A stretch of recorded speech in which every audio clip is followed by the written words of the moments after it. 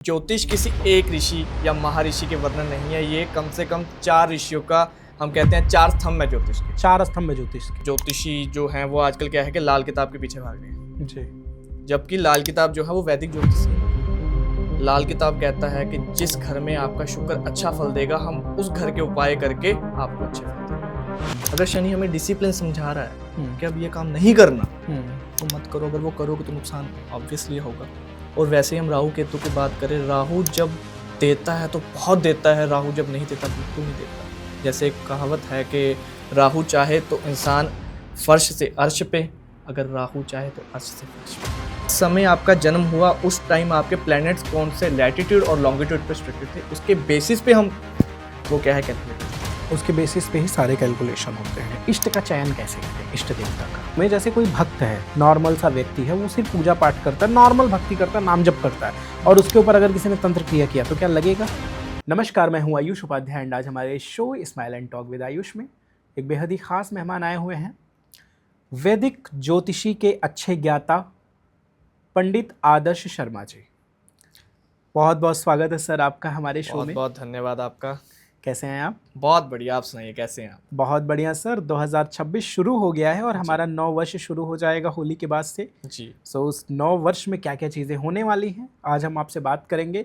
और आज सर एक बहुत इंपॉर्टेंट चीज़ समझने वाले हैं। बहुत सारे लोगों को ज्योतिष पे भरोसा होता है, बहुत लोग को नहीं होता है, कुछ लोग एस्ट्रोलॉजर्स को मानते हैं, कुछ नहीं मानते। तो सबसे पहले लोगों को ना डेप्थ जानना ज़रूरी होता है कि माने तो क्यों माने और नहीं माने तो क्यों नहीं माने। तो सबसे पहले हम शुरू करते हैं सर कि वैदिक एस्ट्रोलॉजी अर्थात ज्योतिषी, जिसको पहले से बोलते हैं ज्योतिष, क्या होता है? आयुष जी, आपको सबसे प्रमुख मैं एक बात बताता हूँ। स्टार्टिंग जो है जी, ज्योतिष कहाँ से आया जी।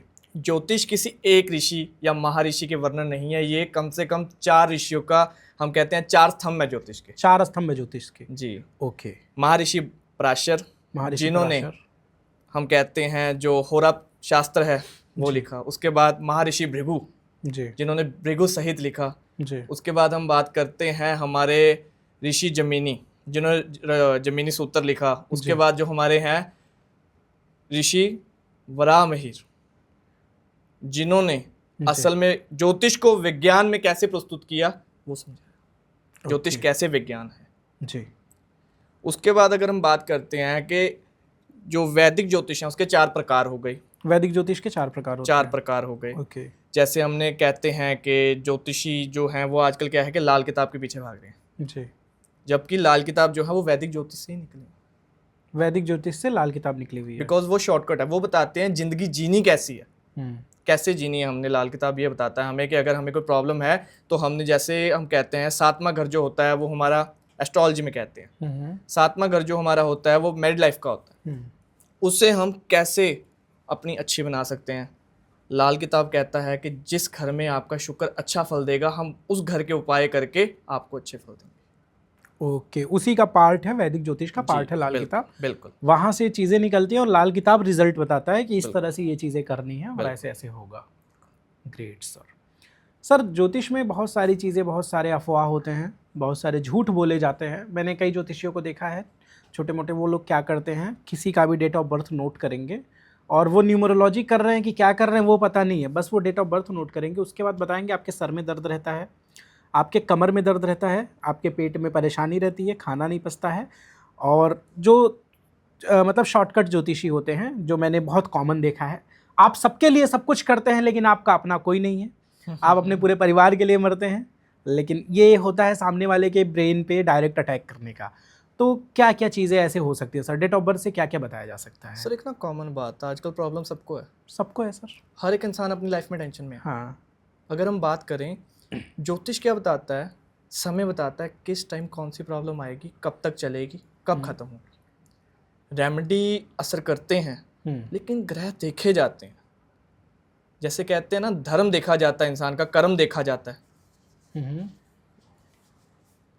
धर्म देखा जाता है, कर्म देखा जाता है। उसके बाद अगर हम बात करें, अगर हम कर्म कर रहे हैं तो उसमें ग्रह क्या भूमिका निभा रहे हैं। ग्रह हमारे प्रारब्ध कर्म है।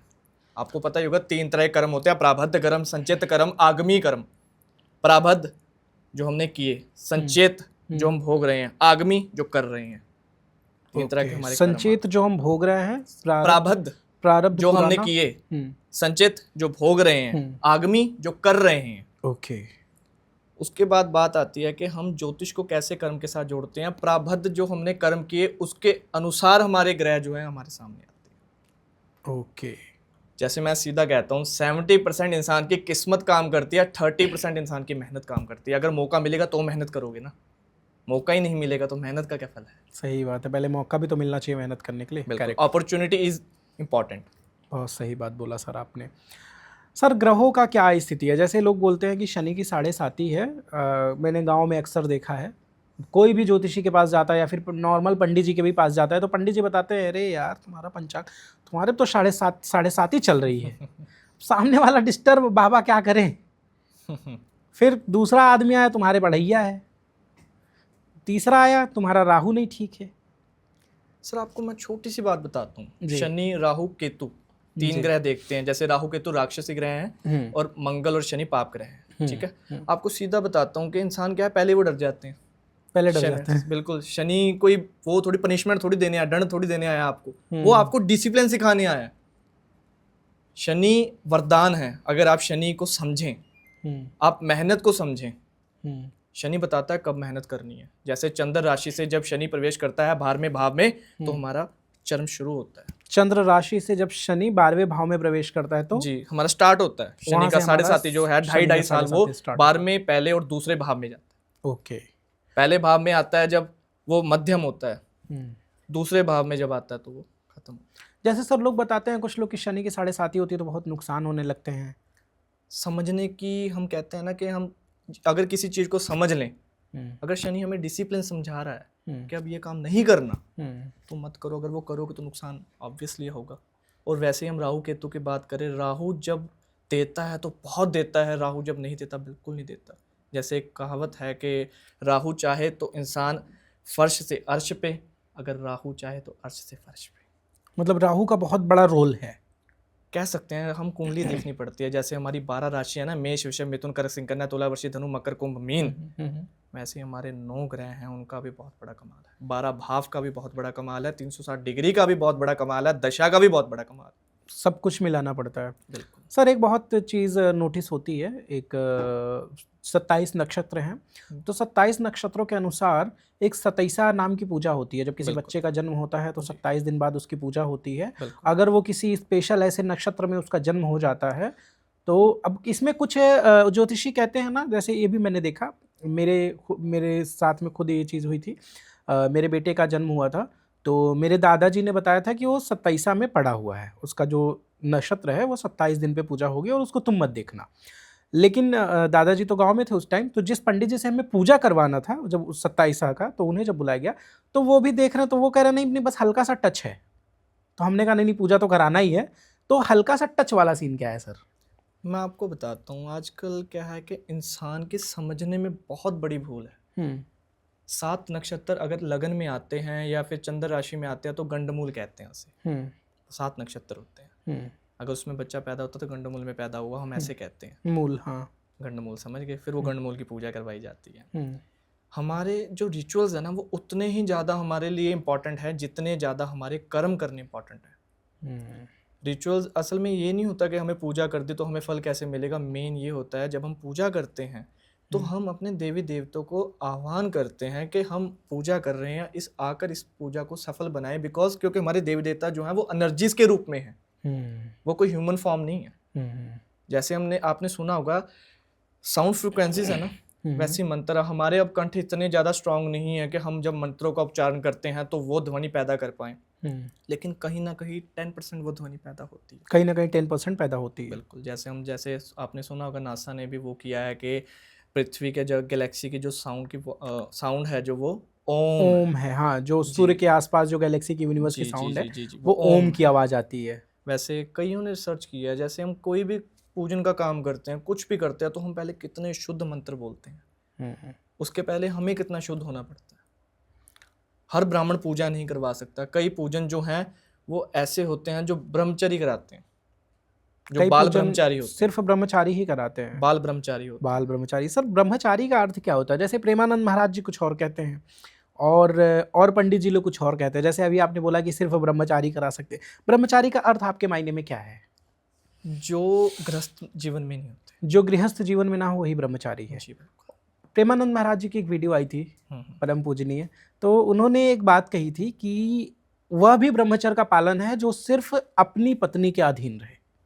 जी है, बिल्कुल है जी लेकिन जब हम किसी बंधन में बंध जाते हैं, जी वहाँ पे कहते हैं कि एक बहुत पवित्र रिश्ता होता है पति पत्नी का। जी उसके बिना हमारा जीवन अधूरा है। हाँ। उसके बाद ना हमारे कुल की वंश आगे बढ़ सकता है, कुल का, ना हम उस जीवन को आगे व्यर्थ कर सकते हैं। जी अगर आप बाल ब्रह्मचारी हैं तो ये जरूरी है कि आपने वो सब सेवा का पालन करना है जिस आप इष्ट देव के समक्ष आप समर्पित हैं।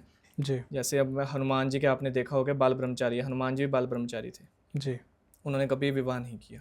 कहते हैं लोग उनके विवाह हुए कि आगे उनका पुत्र मगर ध्वज है, सब कुछ है, वो कथाओं में है।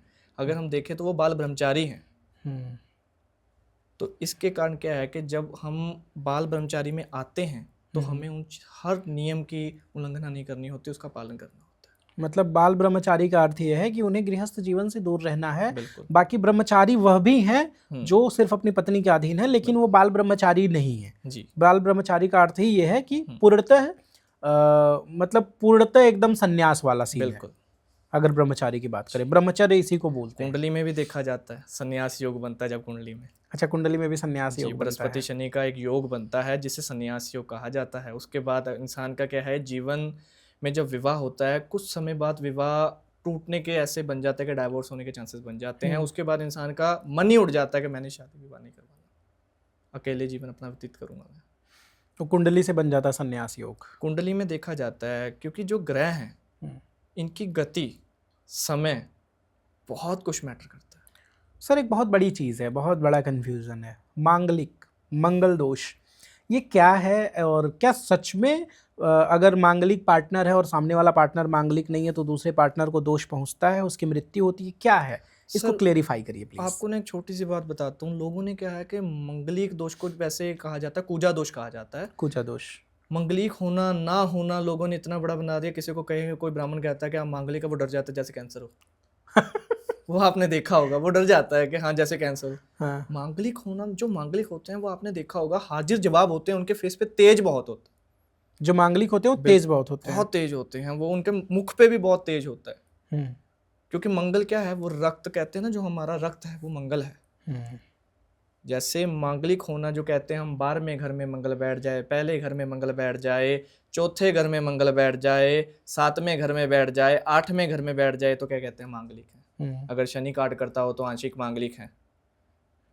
अगर नॉन मांगलिक से विवाह होगा तो मृत्यु हो जाएगी, ऐसा कहाँ लिखा है? कुछ केस होते हैं कि मांगलिक से क्या होता है कि एनर्जी लेवल बैलेंस नहीं हो पाते। अगर नॉन मांगलिक से विवाह हो जाता है तो एनर्जी लेवल बैलेंस नहीं हो पाते। उसके कारण क्या है कि आफ्टर डेट बहुत ज़्यादा उन आपस में मिसअंडरस्टैंडिंग्स हो गई। विवाह के बाद पति एक कमरे में, पत्नी एक कमरे में। मतलब डेथ तो नहीं होती ना एक पार्टनर की? बहुत ज़्यादा प्रॉब्लम्स आती हैं। मतलब हाँ, मतलब ऐसा तो नहीं दूसरे पार्टनर इसको मार दिया? बीमार हो जाते हैं सबसे ज़्यादा, क्योंकि एनर्जी लेवल मैच नहीं होते। ये मैंने मोस्टली देखा, मोस्टली केसेस में मैंने देखा है कि जो मांगलिक नॉन मांगलिक का विवाह होता है वो बीमार हो जाते हैं। कई केस ऐसे आते हैं कि जो मांगलिक नॉन मांगलिक का होता है लेकिन बहुत अच्छा जीवन व्यर्थ कर रहे होते हैं, लेकिन कुंडली टेवा देखा जाता है। टेवा देखना इस नेसेसरी। कुंडली टेवा क्या है सर? एक ही बात है, कुंडली कह लो टेवा कह लो। अच्छा ओके, नहीं आपने दूसरा शब्द यूज़ किया तो जी। तो मांगलिक का मतलब ये है कि कोई किसी की उससे डेथ नहीं होती और मांगलिक विवाह किए जा सकते हैं। बिल्कुल। गुड़ मिलान का क्या अर्थ है और वो क्यों ज़रूरी है? और गुड़ मिलान में और भी चीज़ें आती हैं कि आपका ये आता है, नाड़ी आता है, नाड़ी दोष आता है, नाड़ी आता है, जैसे ब्राह्मण की शादी हो रही है, गना दोष आता और है, गण देखा जाता है, राक्षस है कि मनुष्य है कि देवता है। तो कैसे ये गुड़ मिलान और कैसे डिसाइड किया जाता है कि ये राक्षस गण है, ये मनुष्य है, ये देवता है, कैसे होता है? वो ग्रहों के अनुसार होता है। पहले जैसे हम कहते हैं ना, पैटर्न मैच करते हैं ना, अगर पैटर्न मैच होगा तभी लॉक खुलेगा। देखा आपने? वैसे ही जब कुंडलियां दोनों जब मैच करते हैं तो ग्रहों की स्थिति देखी जाती है, किसकी ग्रह की स्थिति कैसी है, उसकी स्थिति कैसी है। उसके बाद गुण मिलान करते हैं तो हम जब दोष देखते हैं, कौन सा दोष आ रहा है, इस दोष का निवारण कब। आधे से ज़्यादा दोषों का निवारण जब फेरे करवाते हैं, जब हवन होता है, वहीं हो जाता है। इन चीज़ों का लोगों को नहीं पता। अच्छा, वहीं हो जाता है, जब फेरे करवाते हैं बकुड़ दोष का निवारण वहीं हो जाता है, गणा दोष का वहीं हो जाता है। लेकिन लोगों ने क्या है कि आजकल इसको बहुत ज़्यादा कॉम्प्लिकेटेड बना लिया, समझने में भूल है। ज्योतिष कभी ये नहीं कहता कि आप ये करो वो करो, असल में ज्योतिष जो है वो डीप साइंस है, अगर किसी को समझ आए।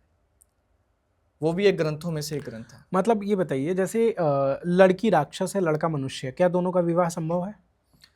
मैं कह तो रहा हूँ ग्रह देखे जाएंगे उसमें, ग्रह सिर्फ देखे मैं जाएंगे। गण नहीं देखूंगा, मैं ग्रह देखूंगा। ओके, बाकी सब एस्ट्रोलॉजी मतलब आप गण के अकॉर्डिंग डिसीजन नहीं लेंगे कि इनका विवाह होना है कि किसी नहीं को भी होना नहीं है। लेना चाहिए, बिकॉज हमारे जो इतने ग्रह हैं, 9 ग्रह हैं हमारे, 12 भाव हैं हमारे, 27 नक्षत्र हैं हमारे, 12 राशियां हैं हमारी, 360 डिग्री है, दशा है, कितना कुछ। 2026 सर कैसा जाने वाला है? बहुत अच्छा जाने वाला है, क्योंकि ये साल जो है सूर्य का साल है। सूर्य क्या करता है, पहली बात क्या है, सूर्य जीवन प्रदान करता है। सूर्य की रोशनी से आपको पता है पेड़ पौधे उगते हैं, हमें अगर सूर्य की रोशनी ना मिले तो हम कैसे हो जाते हैं, मुरझा जाते हैं। उसके बाद सूर्य की क्वालिटी क्या है, लीडरशिप।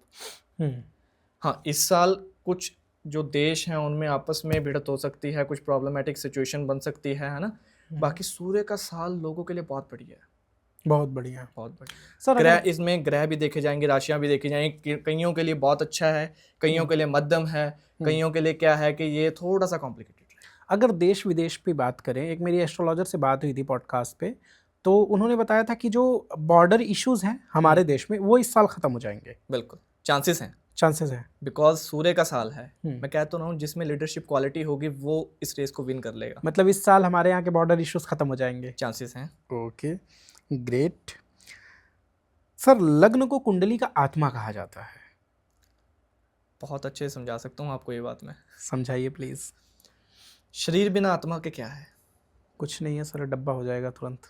लगन बिना कुंडली के वैसा हो जाएगा। लगन है इंसान का शरीर, स्वास्थ्य, लगन है इंसान का मुख, लगन है इंसान का जीवन।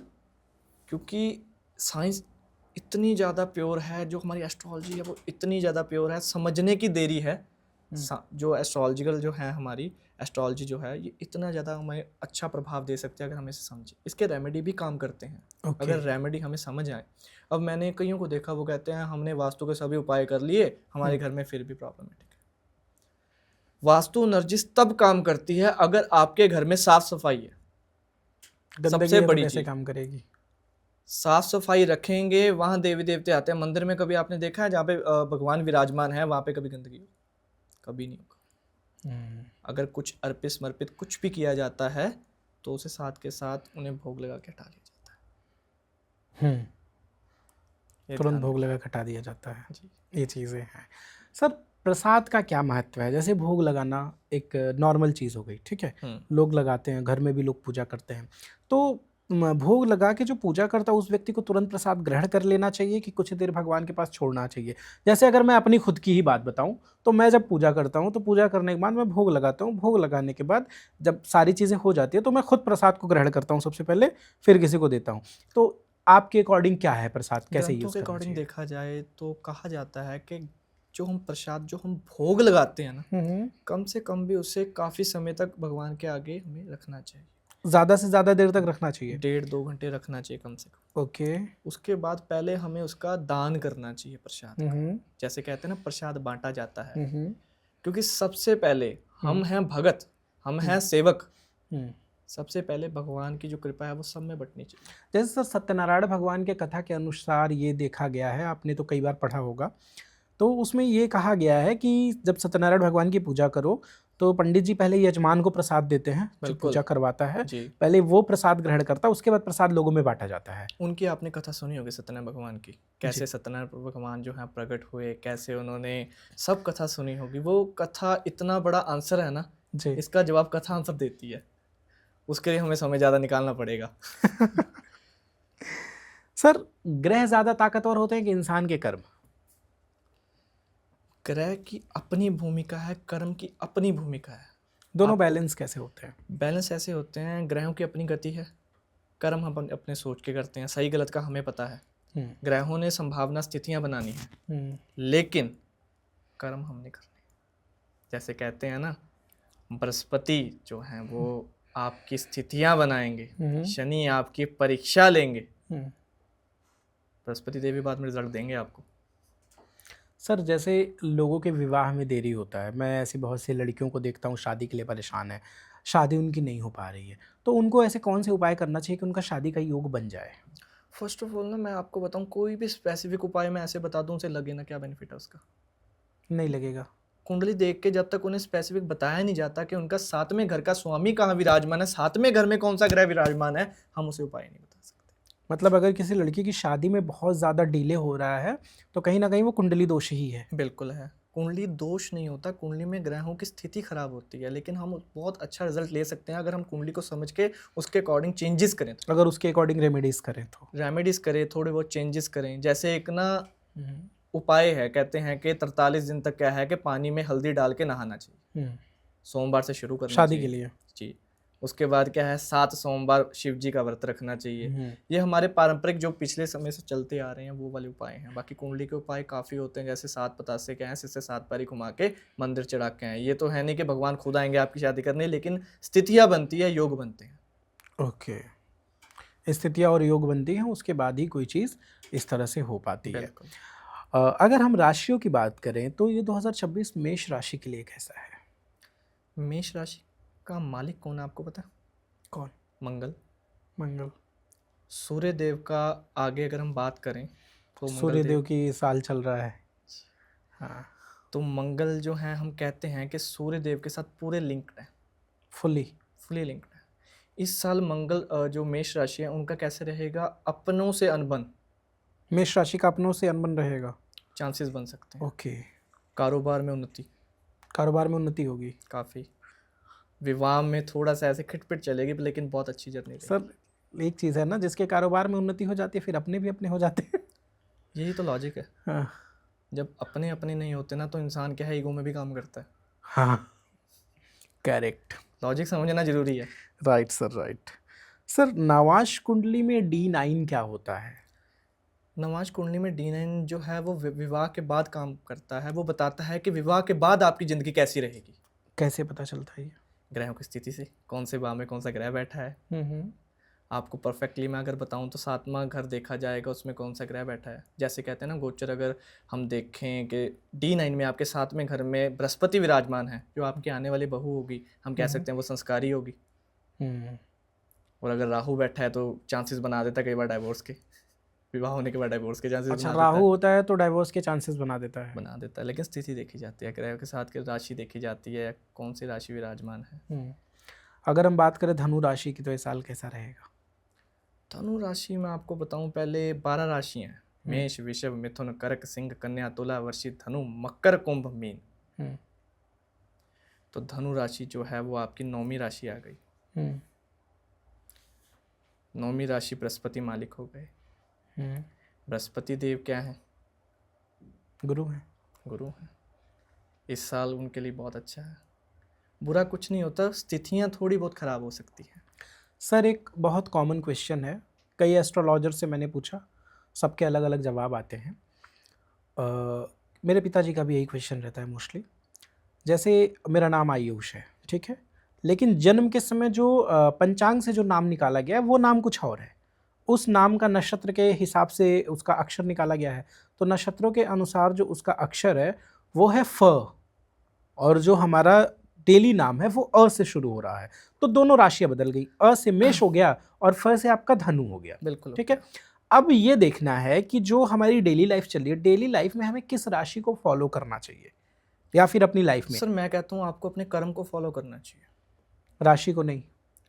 राशि हमारे जीवन में काम करते हैं, ग्रह हमारे जीवन में काम करते हैं, लेकिन हमें समझना चाहिए जब हम टेवा खुलवाते हैं, किसी भी ज्योतिषाचार्य से हम अपना टेवा खुलवाते हैं तो हम देखते हैं उसमें कि जैसे चंद्र राशि जो होगी आपकी, जो चंद्रमा के साथ जो राशि विराजमान होगी वो आपकी होगी राशि। लगन राशि अलग होती है, चंद्र राशि अलग होती है।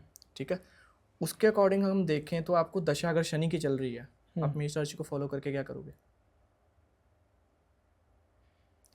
ये भी तो लॉजिक है ना। नहीं मतलब यूजुअली कौन सा काम करता है, धनु की मेष? दोनों की स्थिति में चंद्र राशि काम करती है। चंद्र राशि कैसे पता चलेगा? जो जन्म से है। हाँ। तो यानी कि नाम कुछ भी हो, उस नाम की राशि नहीं, वही राशि काम करेगी जो जन्म से है। बिल्कुल, जो उस नक्षत्र के अनुसार आपकी पहचान बनी धनु राशि की है, आप मेष राशि की। मतलब मेष राशि तो हमने बनाया और धनु राशि यूनिवर्स मैं ने। आपको एक बताता हूँ, मेरे पास कोई क्लाइंट आता है, जी वो कहता है कि कि आपको क्या क्या चाहिए, जी अगर आपने कुंडली चेक करवानी है तो आपको क्या क्या चाहिए। मैं जी। कहता हूँ date of birth, hmm. Time, place. वो Date कहते of हैं सर birth, time, नाम। place। मैंने कहा आप नाम के साथ जन्म लिया था आपने? और सारे लोग नाम मांगते हैं आज के टाइम में। मैं नहीं मांगता, आप नाम नहीं मांगते कभी भी। नाम के साथ जन्म थोड़ी लिया आपने। हम्म। जिस समय आपका जन्म हुआ उस टाइम आपके प्लैनेट्स कौन से लैटिट्यूड और लॉन्गिट्यूड पे सिचुएटेड थे, उसके बेसिस पे हम वो क्या है कैलकुलेट करते हैं। उसके बेसिस पे ही सारे कैलकुलेशन होते हैं। ग्रेट। कुंडली में बनने वाले योग क्या होते हैं और हर योग क्या फल देते हैं? ये हम कह सकते हैं ग्रहों की एक युक्ति बनते हैं, संगठन बनते हैं। जैसे हम बात करते हैं चंद्रमा बृहस्पति साथ में बैठ गए गजकेसरी योग बन गया, अगर राहु मंगल साथ में बैठ गए अंगारक योग बन गया, उसके बाद शनि चंद्रमा साथ में बैठ गए विष योग बन गया। लेकिन देखा जाता है कईयों की कुंडली में क्या होता है, राजयोग होता है। जैसे गजकेसरी योग एक तरह का राजयोग है, लेकिन बैठ 8 में गया। हम तो कहते हैं कि आप तो राजयोग है, आप तो ऐसे हैं, वो कहता है मैं कर्जे में हूँ। है राजयोग लेकिन बंदा कर्जे में है। डिपेंड करता है ना वो कौन से घर में बैठा है, उसके बाद दशा आएगी उसे एक्टिवेट करेगी, उपाय उसे एक्टिवेट करेंगे, योग एक्टिवेट होते हैं ना। जैसे प्लेनेट हम कहते हैं एनर्जीज जो हैं वो एक्टिवेट होती हैं, ओके, इनको एक्टिवेट करना पड़ता है। समय के साथ होती हैं। तो इसी वजह से राजयोग होते हुए भी लोग संघर्ष करते हैं, बिल्कुल क्योंकि उनकी करते हैं। ग्रह दशाएं दूसरे घर में अगर जाके बिल्कुल करते हैं। बैठ जाती हैं तब। बिल्कुल। राहु केतु को हमेशा अशुभ क्यों माना जाता है? सर राहु केतु जो है वो राक्षस ग्रह हैं, हम्म, अशुभ लोगों ने बनाया, वो अशुभ ही है। कहना है शुभ फल भी देते हैं। राहु अगर कहते हैं, हम कहते हैं अमीर भी राहु झटके में बनाता है, केतु इंसान को धार्मिक भी बनाता है, स्पिरिचुअल भी केतु बनाता है। वैसे तो है राक्षस ही, है राक्षस ग्रह। लेकिन धार्मिक भी बनाते हैं और फल भी देते हैं, बिल्कुल, अमीर भी बनाते हैं। ग्रह देखे जाते हैं, Correct. सब भाव देखे जाते हैं, उसके बाद हम कह सकते हैं। जब तक हम एनालाइज नहीं ना करते कुंडली तब तक हम कुछ नहीं बता सकते इंसान को। ये क्या है कि आजकल अगर अनुमान लगाओगे, अनुमान हमेशा सही नहीं होता, अनुमान गलत भी होता है। आदर्श शर्मा जी, आपकी 5 पीढ़ियां ज्योतिष का काम करते आ रही हैं, बिल्कुल। 300-400 साल हो चुके हैं। ठीक है, आप इस बारे में क्या कहना चाहेंगे? वो 5 पीढ़ियां कैसे काम करते चली आ रही हैं? आपके लिए तो वो हो गया है, क्या बोलते हैं, मतलब एक कुल खानदान का पूरा एक ही चीज हो गया है, वंशावली हो गई, वंशावली हो गई है सर। उस वंशावली के गौरख हम हैं। क्या बात है।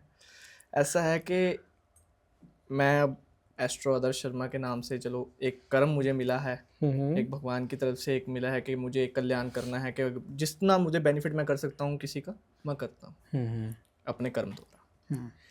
मेरे से जो मेरे फादर साहब है पंडित धर्मवीर जी, उसके बाद आगे जो है पंडित सत्यनारायण जी, उसके बाद आगे हैं पंडित नंदलाल जी, उसके बाद आगे है पंडित रामचंद्र जी, उसके बाद है पंडित रामचंद्र जी, और उसके बाद आप। पहले हम हैं। अच्छा, पहले हम हैं। Okay okay. जो हमारे सर दादाजी हैं वो हैं पंडित। अच्छा, सर दादाजी के नाम आप बता रहे थे। 5 पीढ़ी के नाम आपको बता दिए, लेकिन क्या है कि अब लोगों को अपने दादा के ऊपर पता ही नहीं। लोगों को नहीं पता है सर। मोस्टली हम किस कुल के, हमें पता होना चाहिए। बिल्कुल, अवश्य पता होना चाहिए। हमें अपना कुल पता होना चाहिए, हमारा जाति पता होना चाहिए, गोत्र पता होना चाहिए। इसमें कोई भेदभाव नहीं है, इसमें क्या है कि अपनी पहचान है, इसमें अपनी पहचान छुपी होती है गोत्र में। बिल्कुल। सर, गोत्र को मिलाना ये ज़रूरी होता है शादी विवाह में? गोत्र क्या है? एक परंपरा है। एक परंपरा है। अगर हम शास्त्रों में बात करें तो ये नेसेसरी नहीं है, लेकिन ये परंपरा के अकॉर्डिंग बहुत इंपॉर्टेंट शास्त्र के अनुसार अब आपको necessary मैं एक नहीं बात है। बताता हूँ, क्या है कि अब आपने देखा होगा लोगों का विवाह ज़्यादा क्या होता है, रात्रि में होता है। रात्रि में कहा जाता है देवगण सो जाते हैं। असल में जो विवाह है वो दिन में, विजय मुहूर्त में, अभिजीत मुहूर्त में, इनमें होना चाहिए। रात्रि में विवाह नहीं होना चाहिए असल में तो शास्त्र के अकॉर्डिंग देखे तो। इसीलिए मैंने दिन में किया था। उसकी बहुत बहुत शुभकामनाएं आपको। शुक्रिया सर, क्या ज्योतिष ये बता सकता है कि कोई व्यक्ति अपने जीवन में सफल होगा या नहीं होगा? Correct answer. ज्योतिष आपको आपकी समस्या का समाधान दे सकता है, आपकी कामयाबी का समय बता सकता है। ज्योतिष आपको एक प्रेडिक्शन दे सकता है आपके लिए। जैसे कहते हैं ना कि हमारे लिए स्थिति बनेगी, अपॉर्चुनिटी देगा, अवसर लेना न लेना आपके हाथ में है। ओके।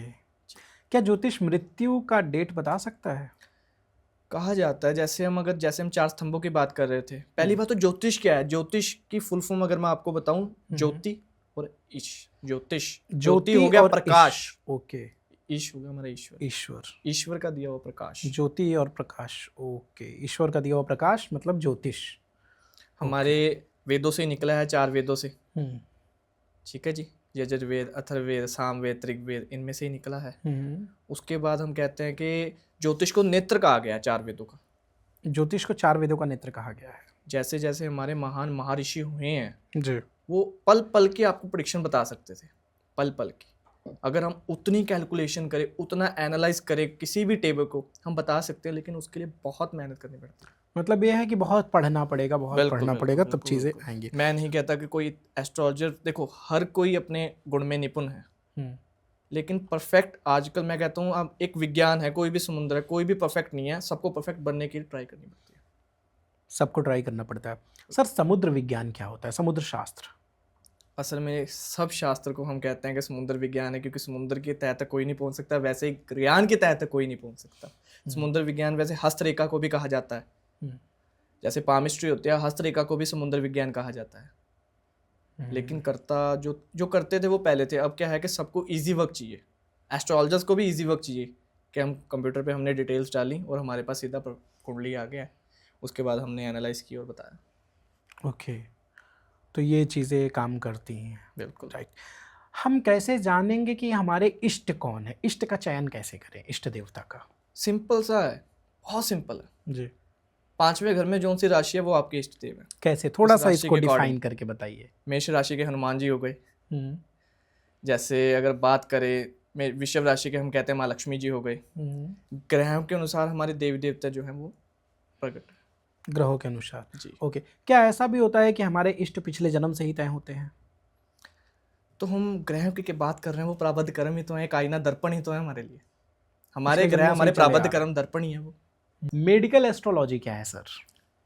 ये बहुत अच्छा क्वेश्चन है, मेडिकल एस्ट्रोलॉजी। जी। आपको मैं अगर बहुत प्रॉपर वे से बताऊं, medical astrology, first of all astrology जो है वो हमें बताती है किस समय प्रॉब्लम आएगी, जी। कैसे हमने डील करना है, कैसे उस प्रॉब्लम खत्म करनी है। ठीक है। जो ग्रह है वो ग्रह हमें बताते हैं कौन सी प्रॉब्लम आएगी। भावों में जब बैठते हैं, 8वें घर में अगर कहते हैं ना चंद्रमा बैठता है तो इंसान को हेडेक आता है, एक है। उसके बाद जब बृहस्पति खराब होता है इंसान को मोटापा आता है, बुध खराब होता है नर्वस सिस्टम खराब होता है, राहु मंगल बैठते हैं बीपी की प्रॉब्लम देते हैं। उसके बाद शुक्र जो हम कहते हैं वो शुगर की प्रॉब्लम भी देता है। मतलब हर ग्रह अपनी अपनी परेशानियां लेके चल रहा है। बिल्कुल।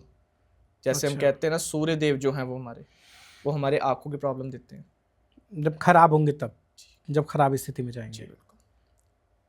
आपको मैं एक ना लॉजिकल आंसर बताऊं, प्राशर जो है, हम कहते हैं ना ऋषि प्राशर जो है, ऋषि पराशर जी, वो फलित ज्योतिष बताते हैं। भृगु ज्योतिष जो है वो घटना बताते हैं।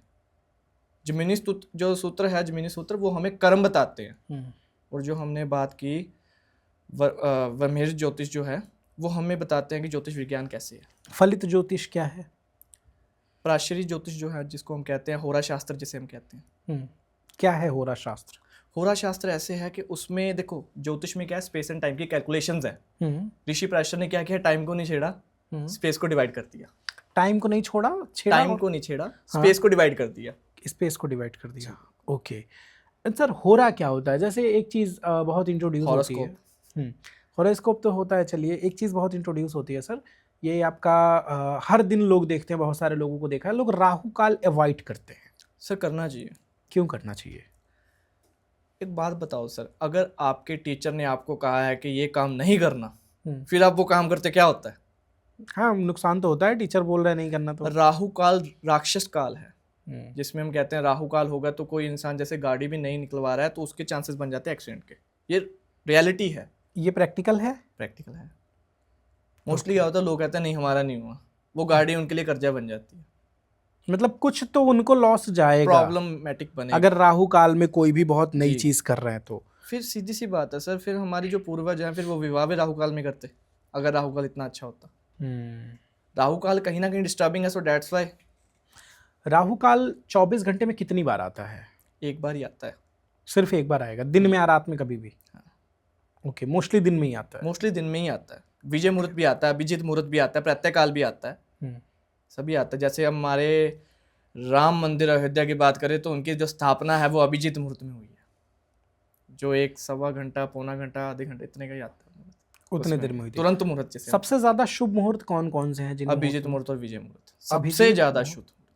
ओके, तो मतलब अगर हमें कुछ भी नया काम करना चाहिए तो सबसे पहले हमें अभिजीत मुहूर्त देखना चाहिए कब है, और उस समय उसकी शुभारंभ करनी सर मैं चाहिए। आपको एक बात बताता हूँ, मैं जो भी, चलो हमारा आपका पॉडकास्ट जो भी देखेंगे है ना, जो आपके व्यूअर्स हैं, उन्हें एक बात का पता होना चाहिए, जब आप इन मुहूर्तों में काम करते हो तो आपको एक स्पेशल एनर्जी मिलती है काम करने की।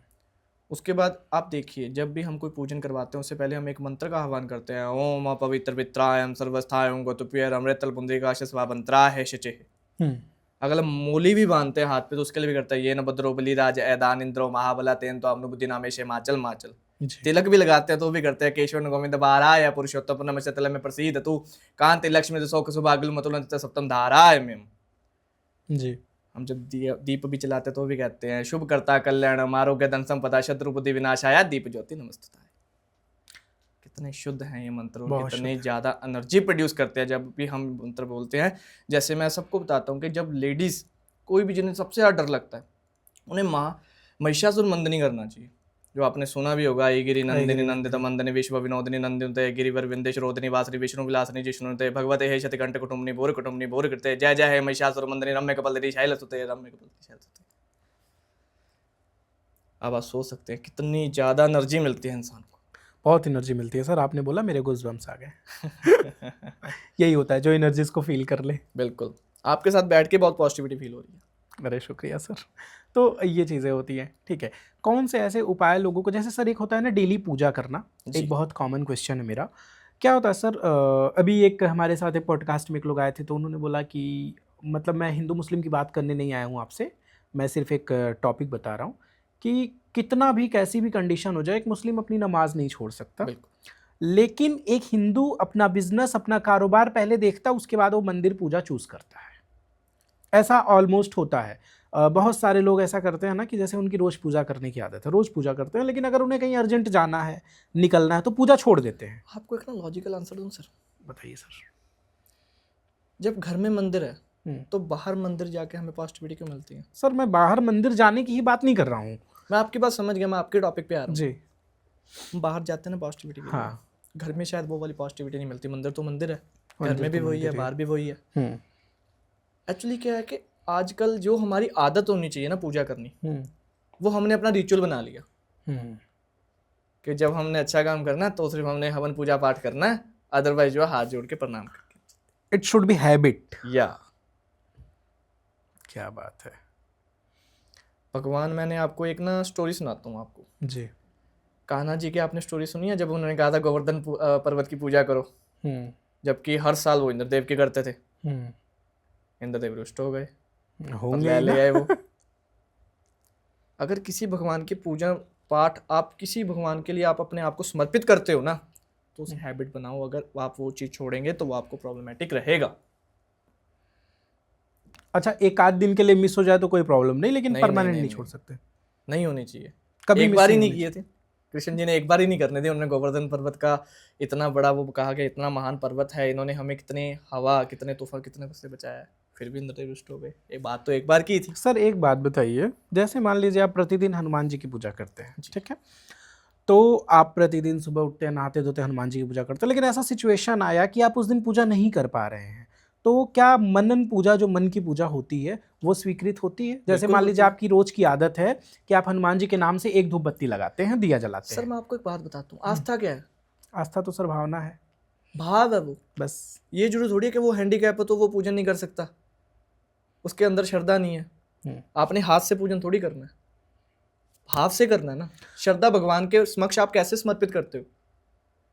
वो आप ना हाथ से करते हो, लात से करते हो, वो भाव से करते हो। आपके अंदर भाव, आस्था होनी चाहिए। मतलब यह है कि जैसे मैं प्रतिदिन धूप बत्ती लगा रहा हूँ, और अगर आज मैं धूप बत्ती नहीं लगा पा रहा हूँ किसी कारणवश, तो आपके अंदर जो भाव है कि मैं आपसे प्रभु क्षमा याचना करता हूँ, आपको वो मेरी भाव आना परिस्थिति का पता है, हाँ। आपको मुझे बताना पड़ गया तो आप मेरे प्रभु कैसे? अगर हमारे देवों को, हमारे जिस भगवान को मैं मानता हूँ, अगर मुझे उस अपने भगवान को ही बताना पड़ गया तो वो भगवान कैसे मेरे? मतलब यह है कि हमें मन से सिर प्रणाम करके चले जाना चाहिए, हमारे लिए वो पूजा हो गया। समझिए आप प्रभु मेरे कर्णदाता, मेरे पालनदाता। ये मन की पूजा ये हमेशा स्वीकृत होती है, चाहे आप कोई फॉर्मेलिटी करें या ना करें। बिल्कुल। ओके, ये मेरा ही बड़ा प्रश्न था। सर अगर किसी इंसान को अपनी कुंडली का नहीं पता हो तो क्या वो अपने भाग्य को बदल सकता है? अपने आचरण अच्छे रखें। हम्म कहते हैं ना, 9 देवों के अधिपति स्वयं शिव हैं। हम्म शिव की पूजा सबसे महान पूजा। शिव की पूजा सबसे महान पूजा। सर आप शिव को महान बता रहे हैं, ठीक है, शिव राम को महान बताते हैं, राम शिव को महान बताते हैं, दोनों लोग एक दूसरे को प्रेम करते हैं, ठीक है, लेकिन अगर जैसे मान लीजिए आपने शिव को महान बताया, तो भगवान तो कोई भी महान हो सकते हैं ना, विष्णु भगवान भी महान ही तो हैं। तो आप मैं ऐसे कहता हूँ बोल रहे हैं सब कि प्रभु सिर्फ एक है। शिव? जैसे शिव जी कहते हैं ना, हाँ। मैं प्रेम करूं तो कृष्णा हूँ, हम्म मैं तांडव करूं तो शिव हूँ। अरे वाह, क्या बात है। शिव जी कहते हैं मैं प्रेम करूं तो कृष्णा हूं, मैं तांडव करूं तो शिव हूं। कहते हैं कण कण में शंकर हैं। हम्म आपकी भाव, श्रद्धा, विश्वास आपको होना चाहिए। हर जगह भगवान है, हर इंसान में भगवान है। कहते हैं ना, आपकी आस्था में इतनी ताकत होनी चाहिए, पत्थर को भी पूजो, उसे भी भगवान बना दो। जैसे हमारे एक पंजाबी में कहावत है, धन्ने जट ने पत्थर पूज के रब पाया। अपने मन को समझाना है। कहते हैं ना, जब तक भीतर के रावण को नहीं मारोगे ना, तब तक प्रभु श्री राम को नहीं पा सकते।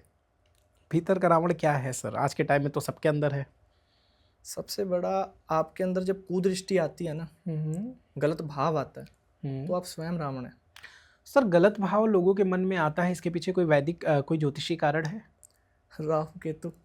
राहु केतु ये सच में गलत भाव मन के लेके आते हैं। एकदम भरे पड़े रहते हैं ये। बिल्कुल। मतलब जब इनकी पहले स्थितियां भाव में खराब केतु आ रहती जाए, साथ में भाव में राहु आ जाए, तो इंसान के क्या है कि गलत विचार प्रकट होने शुरू हो जाते हैं। लेकिन राशि देखी जाती है, राशि देखी जाती है। ओके। हमेशा राहु केतु रहते पैरेलल ही हैं। अगर राहु फर्स्ट होगा तो केतु सेवंथ होगा, सेवंथ केतु होगा और सेवंथ राहु होगा तो फर्स्ट केतु होगा। पैरेलल ही रहते हैं हमेशा। ये पैरेलल ही रहेंगे हमेशा। ओके। शनि मतलब डरने की चीज नहीं है, शनि की पूजा करनी चाहिए। शनि डिसिप्लिन है, शनि डर नहीं है, समझने की देरी है, समझने की भूल है। एक सर हमारे यहाँ तेल दान चल रहा है आजकल जी। उधर भी चलता होगा हर जगह। कुछ लोग शनि का रूप बना के ऐसे काले वाले कपड़े उपड़े पहन के लोग आते हैं, शनि दान कर दो, शनि दान कर दो। खैर मैं तो नहीं करता, क्योंकि मैं थोड़ा सा अलग लेवल का सोचने लगा हूँ। तो क्या वो करना चाहिए दान? दान कहाँ करना चाहिए, कहाँ नहीं करना चाहिए, आप मुझे बस ये बताइए। दान जरूरतमंद को करना चाहिए। Clear word. आपको पता है ना कि दुआ दवा दोनों काम करते हैं। दुआ कैसे मिलती है? आपको पता है कि वो परेशान है, उसको पता है, उसको टेंशन किस चीज़ की है, घर पे आज रोटी बनेगी या नहीं बनेगी। वहाँ दान करेंगे तो उसकी टेंशन नहीं, उसका जो मोटिव है, जो पर्सपेक्टिव है उसका, कमा के घर में रोटी लेके नहीं, वो पूरा हो रहा है। मंदिर में दान करना चाहिए? करना चाहिए, अगर वो समक्ष श्रद्धालुओं में बढ़ता हो तो। समक्ष श्रद्धालुओं में बढ़ता हो तो। ओके। एक दूसरी चीज़ आती है सर, ये मतलब ये जो भीख मांगते हैं लोग, भिखारी लोग, इनको देना चाहिए कि नहीं देना चाहिए? बात पता क्या है, एक आपको भिखारी किससे मांगते हैं? जो अमीर होगा, जो मंदिर में जा रहा होगा। सर वो तो हर किसी से मांगते हैं जो मंदिर में जाता है। मांगते हैं ना, वो देने योग्य है तो मांगते हैं। कैसे? एक दिन भिखारी ने पूछा भगवान से कि जो गाड़ी से उतर के आता है आप उसे सब देते हो, मुझे क्यों नहीं? कहते फर्क इतना है, जिसको मैं देता हूँ उससे तू मांगता है। क्या बात है, अद्भुत। जिसको मैं देता हूँ तो उससे मांगता, मुझसे नहीं मांगता। फर्क इतना है।